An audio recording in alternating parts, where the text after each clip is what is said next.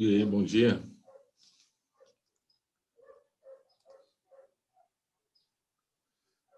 Bom dia. E aí, preparados? Preparados para o retorno? Recebi um e-mail agora do governo do estado. Eu trabalho para o estado, né? Recebi um e-mail da secretaria que a gente, no estado, voltaremos dia 5, sem alunos, e dia 13 com alunos. No estado. Né, lá eu sou, como eu disse para vocês, lá tem uma função de coordenação, aí eu estou mais a par. Então, lá no estado, de segunda-feira já estarei trabalhando, pensando em como será o retorno, e no dia 13, a aula presencial. Acredito que vai ser um sistema híbrido ainda, né? Sistema de... Vai ter o suporte na plataforma, que eles estão usando o Google Meet, Google Sala de Aula, Google Suite, e a gente retorna normal, aparentemente. Vocês, eu não sei, né? Eu conversei com o Danilo ontem, ele estava em reunião, ele deve ter alguma informação hoje ou amanhã a respeito disso. Mas tá breve. Tá breve. Eu acho, cara, não tem muito o que fazer, né?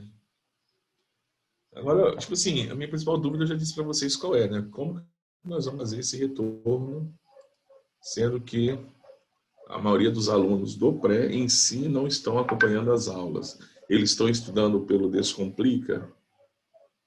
Essa é a minha principal dúvida. Estão no roteiro do Descomplica? Beleza, então a gente já pode entrar já de voadora de 2 pés fazendo as revisões. Ah, eles não estão estudando pelo Descomplica. Eles abandonaram, e aí é uma merda. A gente tem problemas, mas vamos sentar. Eu propus a ele uma reunião, né, com quem ainda vai continuar no pré, né? Não sei se todo mundo que está lá ainda vai continuar e tal. Vamos lá, galera, olha só, como é que vai ser agora o pré, agora nesse retorno presencial. Qual o caminho que nós vamos seguir, vamos até que data, qual o nosso prazo final, como que a gente vai fazer, vai ser exercício, vai continuar tendo aula online, né? Vai ser um sistema híbrido aí, né? Aulas online, exercício presencial, não sei o quê. Então temos que definir isso aí. Acredito que essa semana a gente deve ter uma definição para vocês. Mas vamos lá. Galera, hoje nós temos que continuar a falar de radioatividade, fechado, para a gente poder fechar essa matéria. Também, né? Temos que fechar a radioatividade logo. Eu resolvi alguns exercícios para vocês de tempo de minha vida. Vou falar um pouquinho sobre algumas aplicações e vou lá falar de fissão e fusão para vocês. Acredito que essa semana eu devo concluir radioatividade para vocês. Vou concluir, fechar ou fecho tudo. E aí, a semana que vem já vamos começar a nossa última grande área, que é química orgânica. Como eu disse para vocês, se eu pegar a química orgânica e falar assim, o que vai cair, provavelmente, propriedade dos compostos orgânicos, que aí eu penso em ponto de fusão, ponto de ebulição, mais precisamente, ponto de ebulição e solubilidade, e reações orgânicas. O que nós vamos estudar antes é para nos dar subsídio para eu entender esses tópicos. Fechado? Então, deixa eu abrir meu slide aqui de radioatividade. Estamos terminando, hein?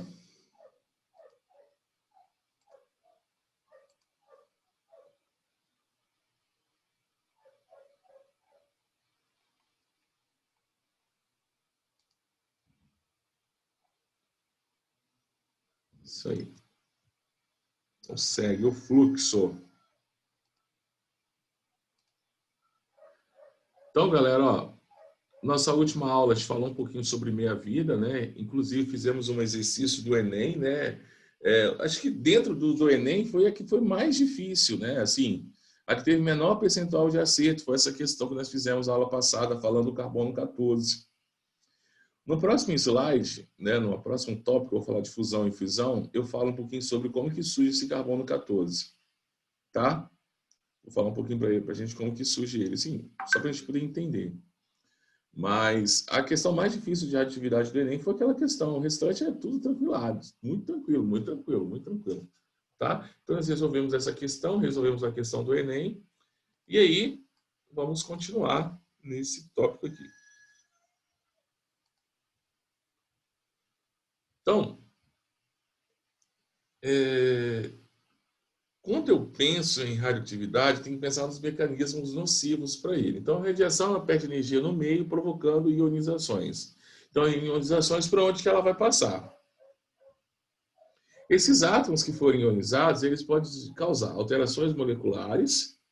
A essas alterações moleculares, eu posso modificar uma enzima, eu posso modificar uma célula, eu posso modificar um conjunto de células, que aí eu vou causar danos em tecidos ou órgãos e, consequentemente, em sistemas, que aí isso pode causar manifestações biológicas, ou seja, observações que serão vistas, como posso dizer, em uma anamnese.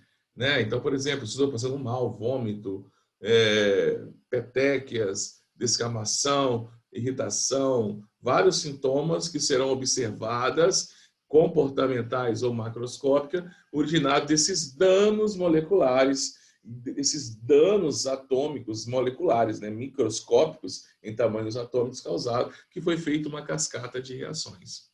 Tá? Quando eu penso em uma radiação passando por uma célula, eu tenho que pensar o seguinte, que ela pode passar sem interagir, ou ela pode atingir alguma molécula. Ao atingir essa molécula, ela pode produzir dano ou não produzir dano. Se ela produzir um dano, ela pode ser reversível. Suponhamos, né? Eu estou com uma célula íntegra lá e passou um processo de radioatividade e aí causou um dano em uma molécula, sei lá, qualquer molécula. Pode ser uma molécula, pode ser um RNA, pode ser meu DNA, pode ser qualquer coisa. Pode ser uma molécula transportadora, pode ser uma segunda mensageira. Então, eu vou falar aqui sobre mecanismo de comunicação celular. A gente não está no curso de biologia celular. Então, mas a ideia é que vocês têm de comunicação celular. Seja no processo de transcrição, tradução, seja no processo de transporte, seja no processo de interação, né? Então, causou uma alteração a nível de membrana, então pensar em glicocálise, em proteínas receptores de membrana, segundo mensageiro, todo aquele mecanismo que vocês dominam, né? Pra caramba, eu estou pensando nisso. Então, causou uma alteração. Então, eu tenho essa célula que tem uma alteração nessa sua molécula causada por um dano, por uma incidência de radiação. Quando eu falo de radiação, estou pensando tanto em partículas quanto em ondas eletromagnéticas. Estou pensando nas duas. Se eu penso num mecanismo mais externo, então estou pensando em partículas. Nessa alteração mais de uma célula mais interna do meu organismo, estou pensando em ondas eletromagnéticas. Né? E aí, essa minha célula pode detectar esse problema e ela entrar em apoptose. Ou ela tem esse problema em algum sistema imunológico, detectar esse problema e fagocitar essa célula. Né? Suponhamos, eu tenho um mecanismo de defesa, um mecanismo de controle de divisão celular. Eu posso detectar esse problema, essa célula detectar e ela mesma detectar. Fala assim, olha, eu vou morrer. Não tenho. É incompatível com a minha participação agora nesse meu conjunto, se torna incompatível, eu vou entrar em apoptose. Morreu, acabou meu problema. Ou não, eu consigo reverter esse problema. Então, eu vou pegar essa molécula, vou exorcitar essa molécula, alguém vai fagocitar ela, vai tal, pode fazer isso também. Ou ela pode não conseguir. Meu sistema de defesa, meu sistema de controle de multiplicação pode não detectar. E essa célula começa a crescer e se multiplicar. Né? Se multiplicar.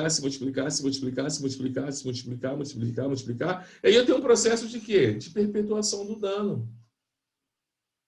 Né? Eu tinha dano causado em um grupo de células, que agora esse grupo se torna 2 grupos, se tornam 4 grupos, se tornam 8 grupos, e esse crescimento exponencial você pode perpetuar por um sistema, depois por um órgão, depois um tecido, órgão e um sistema, e pode até ser incompatível com a vida desse indivíduo. Né? Então, esse é um processo que começa a nível molecular, e aí ele passa por nível tecidual, orgânico, sistêmico, e aí incompatibilidade com a vida. Se você ter uma ideia um pouquinho. Aí nós temos os cálculos estatísticos, né, de as probabilidades de ocorrer isso. Então, a cada possibilidade está associada a uma probabilidade diferente de zero. Então, toda vez que você é exposto a um processo radioativo, você tem uma probabilidade diferente de zero de causar um dano. Claro que esse dano, como eu disse para vocês, ele pode ser reversível, pode ser irreversível. Então, a natureza dessa interação, dessas radiação com efeitos biológicos é de natureza probabilística. Então, não pode dizer, vai acontecer, não, tem a probabilidade de acontecer. Claro que essa probabilidade, ela vai aumentar com o aumento da exposição. Mais exposto, maior a probabilidade disso acontecer. Eu até sugiro a vocês, não sei se vocês já assistiram, aquela série, né? É uma minissérie, tem 5 episódios. Chernobyl. Acho que tem na Netflix, cara. Nem sei se tem. Acho que não tem na Netflix, cara. Mas vocês encontram na internet. Com enorme facilidade. Tem não, é da HBO. HBO, né? Mas vocês encontram aí com enorme facilidade na internet link para assistir. São só 5. Cara, eu acho que é tudo a ver com esse tópico da matéria. É muito bom. Só para vocês terem ideia, a série é tão boa que ela caiu muito na crítica, né? E muitos estudiosos, muitos físicos nucleares, né? Químicos nucleares se relacionaram com aqueles sintomas e foram bastante e muito bem o cenário, a situação, os efeitos foram muito bem exemplificados na série que a radiação pode causar. Claro que algumas coisas ali, os russos já questionaram, né? Falaram que o número de mortes relatadas na série foram diferentes, porque é uma série norte-americana, tá, gente? É uma série norte-americana. E os russos logo bateram o pé, logo falaram que não foi aquilo que aconteceu, que não morreram aquele número de pessoas, que eles iam fazer uma série assim, baseado em fatos realmente reais, o que realmente aconteceu, para bater de frente. Eu não sei se eles estão fazendo, bater de frente com essa série norte-americana. Tá? Então, um episódio, uma parte muito interessante, que alguns falam que aconteceu, outros falam que não aconteceu. Eu não sei se a pronúncia da cidade é Pripyat, que é a cidade, que era uma cidade satélite, uma cidade onde moravam as pessoas, Pripyat, não sei, uma coisa assim, que as pessoas que moravam que trabalhavam em Chernobyl, seus familiares e eles moravam nessa cidade. E diz que teve a dança da chuva, foi a época que estourou, né, esse núcleo, né, e a radiação estava ionizando as partículas do ar. E aí aquele efeito que vocês já sabem, né, esse processo de ionização, né, então esse elétron ele ganha energia, ele salta para uma camada, depois ele retorna, libera isso em forma de fótons, né, de fóton dentro do espectro visível, e aí você vai ver, né, o ar brilhando. E eles chamaram isso como se fosse dança da chuva. As pessoas, sem saber o que estava acontecendo, sabiam que tinha acontecido alguma coisa na usina, porém não sabiam o que é. E as pessoas estavam nessa ponte, onde dava para ver a usina, vendo lá o incêndio e tal, e concomitante a isso, essa ionização dessas partículas do ar estavam caindo em sua cabeça. E as pessoas estavam achando isso muito irado, estavam dançando. E esse episódio foi conhecido como Dança da Morte. Bem irado, bem irado, bem irado.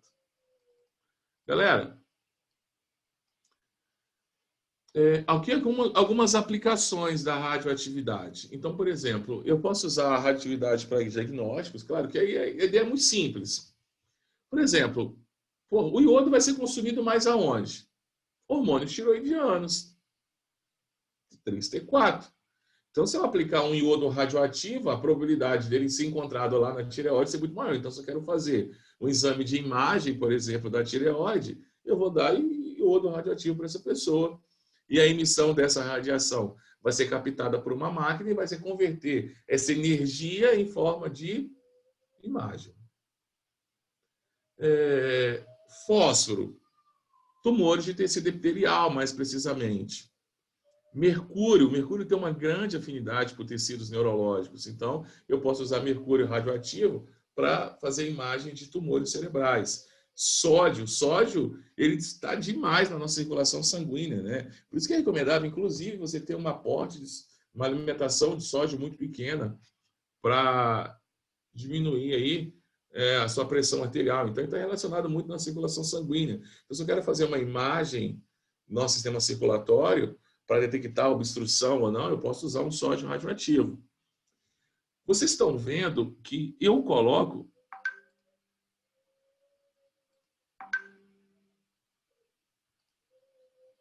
Vocês estão percebendo que o que eu coloco em cima é o número de massa. Então, o iodo que é radioativo é o 131. O fósforo radioativo é o 32. O mercúrio radioativo, 197. Vocês estão vendo que a massa do fósforo é 31, que a gente usa aí. Esse 32, ele é radioativo. Ele foi alterado para ele emitir radiação.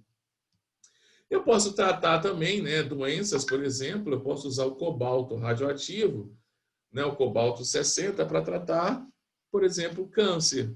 Né? Estou pensando ali em radioterapia. Eu posso usar, por exemplo, o iodo também para tratar câncer, tanto via oral quanto via radioterapia, né? Via máquina. Né? Pensar que o iodo aqui seria via oral. Eu posso usar também a emissão de ondas eletromagnéticas para fazer o processo de esterilização. Então, por exemplo, aquela pessoa assim, professor, mas não vai fazer mal para o ser humano? Não. Cara, olha a velocidade que essas ondas, essa onda eletromagnética, né, da radiação gama vai passar 300 milhões de metros por segundo. Ela vai passar e vai embora. Ao passar, ela vai causar alterações das células desses micro-organismos, fungos e bactérias que vão ser incompatíveis com a vida dele. Então, esse alimento está completamente esterilizado. E aí isso pode ser, isso vai facilitar o quê? A minha conservação por um período de tempo muito maior. A gente usa, né, nós usamos muito, né, o processo de datação. Claro que nós usamos o carbono 14 para datar fósseis de seres vivos, mas não é o único meio que eu uso para datar. Então, o decaimento do urânio a chumbo, eu posso usar a datação de rochas. A transmutação, estou falando de transmutação é quando um átomo se transforma em outro, tá? Um elemento químico se transforma. Então, a transmutação do urânio ao chumbo, eu posso usar isso para datar a rocha. Eu posso usar a transmutação do potássio no argônio também para datação de rochas, tá? Aqui, galera, é um processo, como que se dá, né, o nosso processo de formação do carbono 14. Então, eu tenho raios cósmicos, esses raios cósmicos vão atingir ali o nitrogênio 14 e, ao atingir, vão fazer com que um próton saia. Esses raios cósmicos aí, vamos pensar aí, vai atingir esse núcleo atômico do nitrogênio 14, perfeito? Esse nitrogênio vai perder um próton, seu número atômico vai reduzir de 7 para 6, e aí ele se transforma no carbono de massa atômica 14. Esse carbono ele é incorporado na atmosfera e, consequentemente, no processo de fotossíntese, também ele vai ser incorporado às plantas, aí os tantos seres decompositores, os fotossintetizantes, como os primeiros consumidores, segundos e blá, blá, blá, blá, vão incorporar a mesma quantidade de carbono 14 presente na atmosfera. Está claro isso para vocês? A mesma quantidade presente na atmosfera. Só que quando esse indivíduo, né, esse ser vivo morre, ele para de incorporar esse carbono 14 e aí a cada 5.730 anos, esse carbono 14 ele sofre um decaimento, que é o tempo de meia-vida dele. E aí a gente consegue usar isso para calcular. Beleza? Então eu posso usar, né, decaimento de carbono 14 para nitrogênio usando para datação fósseis. Então, se eu descobrir um fóssil, eu vou ver quanto de carbono 14 ele tem, e a partir daí eu consigo fazer a sua datação. Inclusive, já caiu na prova do Enem. Eu posso usar também substâncias radioativas no processo de traçadores. Então, suponhamos que eu queira entender como é que é o processo de reprodução de um vírus, de uma bactéria, de um fungo, de um inseto, ou até um processo de uma síntese proteica, uma síntese hormonal. Claro que hoje são praticamente todos já bem consolidados, mas suponhamos eu quero saber como é que é a ação de um medicamento no organismo, quais são os órgãos-alvos dele, para onde que ele vai. Eu posso usar um elemento radioativo e esse elemento radioativo, por onde que ele for passando, ele vai emitindo radiação. Claro, com um tempo de meia-vida muito curto. E aí, o que eu vou fazer? Eu vou conseguir mapear aonde que ele foi. Se ele foi realmente para aquele órgão-alvo que eu desejei, se eu quero fazer um medicamento que age especificamente no coração, quero saber se ele foi lá mesmo, para o coração, se ele não foi para outro lugar, para onde que ele passou, se ele teve feito primeira passagem, se ele não teve, por onde que ele é excretado, se ele é uma excreção através do suor, através da urina, através das fezes, se ele fica armazenado em tecido adiposo, se ele não fica, o tempo de meia-vida dessa substância. Então, eu consigo ter um mapeamento, eu posso ter uma análise muito criteriosa de tudo que eu faço nesse organismo vivo. Claro que isso é fim de estudo, né? Tá bom, galera? E eu posso usar ele como fonte de energia, que é o que nós vamos discutir aí no meu próximo slide. Acho que eu tenho alguma coisa aqui. Vai abrir. Eu acho que vai. Vou esperar um pouquinho que vai abrir aqui. Bem simplesinho, que daqui a pouco eu explico etapa por etapa. Vamos ver se vai abrir. Vai.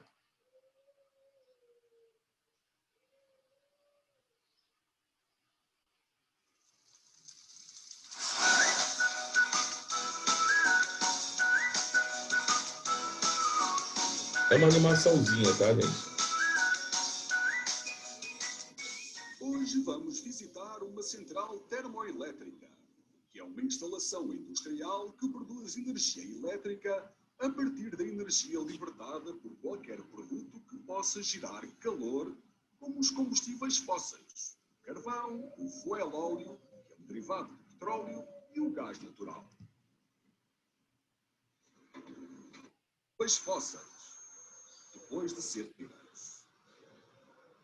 tirados, movimenta as eu quero que vocês, só rapidinho, eu quero que vocês entendam a partir daqui que eu vou pegar o gancho depois utilizando, ao invés de ser combustíveis fósseis, eu vou utilizar a radioatividade, que eu vou utilizar no processo de fissão atômica, tá claro? Então, eu quero que vocês entendam o que acontece a partir daqui, a partir dessa conversão de energia térmica em energia elétrica, que esse é o processo. Depois, o que muda na energia nuclear é a fonte de energia inicial que gerou essa energia térmica.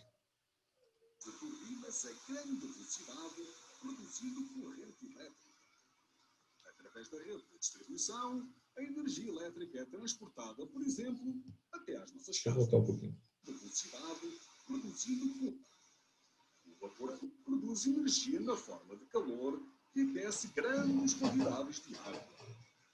O vapor de ar originado movimenta as pás de turbinas a grande velocidade, produzindo corrente elétrica. Através da rede de distribuição, a energia elétrica é transportada, por exemplo, até às nossas... Isso gera um grande problema. Primeiro, né, a energia nuclear é uma energia muito limpa, né? É uma energia limpa, é uma energia que tem um grande rendimento, só que tem um grande problema. O primeiro problema que nós vamos observar aqui, né? O primeiro problema das energias nucleares são os lixos radioativos. A gente não sabe o que faz com isso. O tempo de meia-vida dos resíduos é muito alta. Então, quer dizer que eles duram ainda muito tempo ainda no ambiente, liberando a radioatividade. Muito tempo, mas muito tempo. Primeiro fator. Então, gera lixo radioativo com tempo de meia-vida muito grande. Segundo problema. Vocês estão vendo aqui, eu estou aquecendo uma determinada quantidade de água aqui. Essa água está se transformando em vapor. Claro que ele está usando aqui carvão. Nós não vamos usar carvão, vamos usar a fissão atômica. Mas, então, essa água ela vai ser transformada em vapor de água que vai gerar turbina. Então, daqui está tranquilo. Então, eu tenho lá nas minhas usinas nucleares, o que eu vou ter? Eu vou ter a fissão atômica, eu vou explicar como que acontece, nosso próximo tópico, né? Então, liberou a fissão, essa energia vai ser energia em forma de calor, perfeito? Esse calor vai aquecer uma determinada quantidade de água, essa água vai sofrer uma transformação física, vai sair do estado líquido para o estado gasoso, ela vai se expandir, claro que as moléculas do estado gasoso se expandem, ao se expandir, elas serão forçadas a passar para umas turbinas, então vai fazer essa turbina girar, e ao girar essa turbina vai ser transformada em energia elétrica, né, por indução eletromagnética. Beleza, tranquilo. Então, o que eu tive aí? Primeiro, eu tive uma energia química sendo transformada em energia térmica sendo transformada em energia mecânica, e energia mecânica sendo convertida em energia elétrica. Esse foi o processo numa usina nuclear. Então, primeiro problema, grande problema é lixos radioativos. Com tempo de meia-vida alta, eu não sei o que eu faço com esses substratos da fissão atômica. Segundo grande problema, né? Eu preciso estar perto de uma região com aporte de água. E depois eu preciso fazer o processo de arrefecimento, o processo de resfriamento dessa água que foi aquecida. Para eu fazer o processo desse resfriamento, então, eu preciso de uma fonte natural de água. Então, eu vou retirar essa água à temperatura ambiente e vou fazer ela circular por essa água que agora está no estado gasoso, que passou por essa turbina, ela continua. E aí que gera um problema. Nós já aprendemos em calorimetria que eu consigo diminuir a temperatura de um determinado corpo, mas esse calor será transmitido para esse outro. Então, quer dizer que esse fluxo de água desse leito natural que passou para resfriar esses vapores e transformá-lo novamente em água líquida, ele recebeu esse aporte extra de energia. Claro que a quantidade de água que eu tenho em contato nessa água de reservatório natural é muito grande e a variação de temperatura é pequena, mas existe. Né? Aí eu tenho um processo chamado de eutrofização térmica. Por quê? Segundo a lei de Henry, a solubilidade de gases é inversamente proporcional à temperatura. Maior temperatura, menor solubilidade de gases. Estou falando do oxigênio, que é o importante para a gente. Então, quer dizer que se eu aumento a temperatura de um leito natural, eu vou diminuir a solubilidade de oxigênio nele. Então, eu vou ter menos oxigênio dissolvido nessas águas. Consequentemente, eu vou ter uma dificuldade para os seres que vivem nessa água respirar, porque eles vão ter menos oxigênio. Então, eu começo tendo um desequilíbrio ali no zooplâncton, fitoplâncton, ali naquelas regiões ali. Então, vou ter o crescimento de bactérias, de micro-organismos anaeróbicos. Uma diminuição de seres que precisam fazer seres fotossintetizantes, né? Então, vou ter uma diminuição e um aumento desses fitoplâncton devido a um aporte menor de oxigênio nas águas, vão criar, né, aquela camada ali que vai impedir os raios solares. Automaticamente eu vou ter menos luminosidade chegando para essas algas, e aqui todo aquele processo de eutrofização que você já conhece. Menos fotossíntese, menos oxigênio dissolvido, mais dificuldade para a vida de seres que usam respiração como oxigênio, como fonte para o processo respiratório, né? Seres aeróbicos. Então, esse é o nosso grande problema. Então, tem um problema primeiro. Dois problemas ambientais, com resíduos radioativos e eutrofização térmica dos leitos dessa fonte natural, utilizada no processo de arrefecimento, de resfriamento desses vapores de água. Inclusive, já caiu no Enem umas 3 ou 4 questões dessas, que podem ser resolvidas com conhecimento de biologia, conhecimento de química, conhecimento de física, que são aquelas questões muito interdisciplinares. Tranquilo?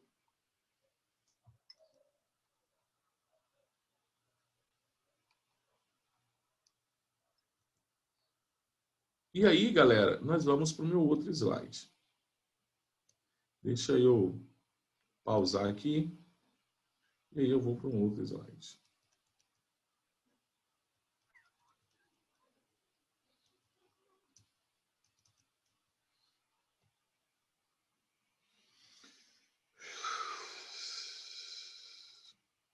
Então, agora é para dar o nosso veredito, tá? Bem rapidamente. Então, radioatividade, vamos falar um pouquinho rapidamente sobre fissão e fusão nuclear. Aí eu começo com essa frase, né? Albert Einstein, vocês vão entender o porquê desse cara aqui, né? Aí eu falo bem assim, quer dizer, então, que massa se transforma em energia, aí ele falou, e vice-versa. Então, o cara aqui, ó, começa, uma chargezinha, né, relatando que Albert Einstein, dessa fórmula aqui de Albert Einstein, igual a mc ao quadrado. Essa fórmula aqui de Albert Einstein, que estuda a física moderna, onde ele está falando sobre a interconversão de massa e energia. Tá? E aí, galera, a gente começa discutindo um pouquinho sobre as forças da natureza. Bem sucintamente, claro que isso é uma discussão ampla, é uma discussão gigantesca para a gente, mas gigantesca. Então, nós temos aí 4 tipos de forças, né? 4 forças fundamentais, que é a força eletromagnética, a força gravitacional, a força nuclear fraca e a força nuclear forte. Tá? Esses são os nossos tópicos aí.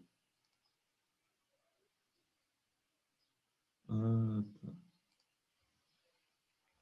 Mas eu acho que eu aceitei, não está aparecendo para mim. Deixa eu vou lá e volto ver se vai aparecer aqui para mim.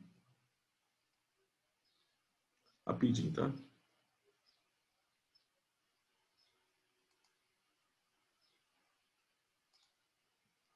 Não está aparecendo para mim aqui, não. Vou voltar ao nosso compartilhamento. Então, gente, nós temos 4 forças. Quando eu falo de força nuclear fraca, eu estou falando aqui da interação entre essas partículas atômicas. E quando eu falo de força nuclear forte, estou falando dos quarks, da interação entre os quarks. É isso que mantém esse meu núcleo coeso. Tá? Quarks, que é a força nuclear forte. Então, quando eu penso em um núcleo, que é o nosso objeto de estudo, daí nós chamamos nuclídeo, muito se questionou o que mantinha esse núcleo estável, né? O que mantém esse núcleo, mesmo tendo partículas positivas ali, né? E ter um neutro ali, o que acontece, né? Por que essa energia de repulsão entre a força elétrica, né? De cargas positivas, próton-próton, não faz com que esses prótons saiam desse núcleo? Muito se questionou por que isso. Mas, na realidade, o que mantém esse núcleo coeso é o quê? A interação entre os quarks. São os quarks que mantêm essas partículas. Então, a força nuclear forte ela é superior à força eletrostática de repulsão entre os prótons. E aí, galera, quando eu penso em uma partícula dessa, né, pensando em uma partícula, são distantes aproximadamente em 1,6 femtômetro, que é 10 a menos 15 metros, é a distância média entre um próton e um nêutron, essa distância que eles se encontram. Nessa distância é a distância que eles estão equilibrados entre a força de repulsão e a força de atração entre os quarks. E aí eu tenho vários quarks, né? Quarks up, charm, top, down, strong, bottom. Cada quark desse está relacionado com uma fase, né? Então, quando a gente usa aquela fase condensada da matéria, aquela fase que antecede o surgimento da matéria, surgem esses quarks aí. Claro que com essa matéria já constituída, nós temos os quark up e os down, que vão constituir os prótons e os nêutrons. Então, cada próton é composto por 2 quarks up. Os quarks up, eles são positivos, tá, gente? E um quark down, que ele é negativo, tá? Quark up. Aí o cara pergunta, se esse 1/3, 2/3 de quê? Da carga elementar. Lembra que a carga elementar é 1,6 vezes 10 elevado a menos 19 coulombs? Então, quer dizer que um up tem 2/3 dessa carga. Aí você pergunta, se é a definição de carga elementar, que é a menor carga da natureza, se eu tenho algo com 2/3 dessa carga, eu tenho algo menor. Só que, gente, esse quark up, ele não está livre. O 1,6 vezes 10 elevado a menos 19 coulombs é a menor carga livre da natureza. Essa carga ela consegue se movimentar, que é o elétron e o próton. Agora o up não, o up está preso. Perfeito? Já o nêutron ele é formado por um up e 2 down. Tá? Essa soma entre essas cargas, o AP é positivo, mais 2/3, e o Dow é negativo, menos 1/3. Se você somar isso aí, você vai entender por que o próton tem carga positiva e por que o nêutron tem carga nula.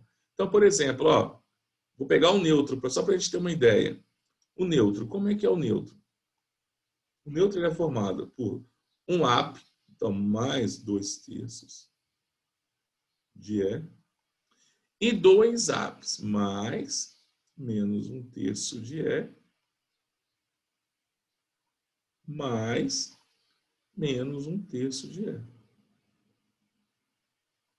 Galera, só para a gente ver aqui, ó, menos mais menos, menos 2/3. Menos 2/3 mais 2/3 zera todo mundo. O que acontece com o nêutron? A carga do nêutron é o quê? Nula. Zero. Não tem carga nenhuma. Entendeu? Por quê? Mesmo ele constituído por cargas positivas e cargas negativas, ele tem carga nula, porque o somatório das partículas dos quarks que constituem ele, não vão apresentar somatório diferente de zero. E dá para entender por que o nêutron se transforma num próton também? Devido a essas transformações desses quarks aí, por que ele elimina um elétron, né, tanto da emissão do pósitron quanto da partícula beta? A gente consegue entender, né? Quando eu falo de fissão, né, vamos falar um pouquinho sobre fissão, eu vou trabalhar com a fissão do urânio, tá? Que é o que vai cair na prova de vocês. Então, quando eu falo de fissão nuclear, eu estou falando da divisão de um nuclídeo instável, pesado, que ele vai ser fissionado, ele vai ser dividido. Não entenda divisão como sendo algo ao meio. Dividir, pensa como quem tem irmão mais jovem sabe o que é dividir. Ah, divide o biscoito com seu irmão, você dá 2 para ele e fica o resto do pacote. Isso é divisão mais ou menos. Então, divisão não necessariamente uma divisão igual, né? Ao meio, é uma divisão. Então, tem um núcleo instável, pesado, esse nuclídeo ele vai se dividir para uma ação de um bombardeamento, né? Vou bombardear nêutrons. Perfeito? Isso é uma fissão. Poucos átomos podem sofrer disso e o urânio-235 é um deles, assim como o plutônio. Mas nós vamos nos concentrar no urânio-235. A energia obtida através de uma fissão nuclear é devida à transformação da matéria em energia. E qual energia que eles vão liberar? Energia térmica. Tá? A geração de energia elétrica em países como Japão, França, USA, China, Brasil, entre outros. O Brasil ainda engatinha nesse processo. Tá? Gente, só para você ter uma ideia, o cinema, está acabando minha aula, vou falar um pouquinho sobre o cinema, só para você ter uma ideia, sobre essa questão de energia nuclear e tal. Quando foi descoberto isso, houve aquela corrida, né, que nem agora, está todo mundo correndo atrás da vacina do Covid. É mais ou menos assim. Né? Há um problema e todo mundo vai tentando resolver esse problema. Então tem essa corrida aí. Quem descobre primeiro a vacina? Reino Unido, Estados Unidos, Japão, China, Rússia, tá todas essas grandes potências em todas as áreas científicas estão correndo, buscando quem quer ser o primeiro. A Rússia ainda, né, com vestígios da Guerra Fria, já lançou a dela. Mesmo que não acreditada pelos outros, mas ela quis ser a primeira a lançar. Mesmo não sendo aceita pelos grandes órgãos de saúde pública do mundo, mas ela já lançou. E ela está lá vacinando, imunizando os seus. Vamos ver nessa segunda onda de Covid aí, como é que vai ser lá. Mas, enfim. Foi a mesma coisa com a descoberta da energia nuclear, bicho. A mesma coisa. Nada diferente. E aí, galera, os Estados Unidos, né, viu que, poxa, grandes problemas poderiam surgir com a energia nuclear. E aí ele lança um desenho animado para relatar isso, que foi a criação do Hulk. O que é o Hulk? É um cientista que foi bombardeado por radiação e teve uma alteração a nível de DNA que criou-se uma fera indomável, destruidora de tudo. Isso é o Hulk. mostrando para as pessoas que a radioatividade é algo perigoso. Só que depois que ela também quer estudar a radioatividade, ela começa a transformar esse Bruce Banner em algo mais bonzinho, né? Esse algo destruidor do início da HQ para algo mais maleável de comportamento, duvidoso, mas volta e meia, controlável, mas ela cria um segundo personagem da HQ para falar que a radioatividade também pode ser usada para o bem, que foi o caso do Homem-Aranha. O Homem-Aranha foi mordido por uma aranha radioativa e teve alteração de DNA, uma fusão de DNA com esse aracnoide e criou-se o Homem-Aranha. Então a ideia também era mostrar, tipo, eu criei um personagem logo no início para assustar as pessoas, mas depois que eu quero usar, eu vou criar um outro personagem do HQ para mostrar que ela também pode ser usada de maneira para o lado benéfica, para o lado bom da história. Tá?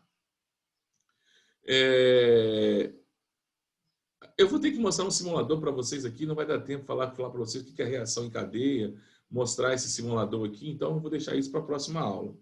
Tá massa? Para a gente poder encerrar nosso processo de radioatividade. Então amanhã a gente encerra isso aqui, amanhã nós fechamos esse bate-papo de vocês. Vocês estão vendo que a radioatividade ela é muita teoria, né? É muita teoria, muita coisa teórica para a gente poder estudar. E muitas coisas que dá para a gente... Pô, a fissão atômica mesmo, vou dar uma noção para vocês, mas dá para explorar muita coisa dentro da física nuclear. Só que foge do nosso consentimento a nível médio. Tá? Se vocês forem para a área biomédica, forem para a medicina principalmente, para a área da oncologia, vocês vão falar muito em substâncias radioativas, porque na oncologia se trabalha muito, tanto para exames de imagem, quanto para tratamento. Então, se ouve muito falar sobre radiação também na medicina. Claro que eu estou falando da medicina de alta complexidade. Não estou falando da medicina a nível básico, né? Aquele ciclo básico, não, mas de alta complexidade, vocês vão ouvir bastante falar.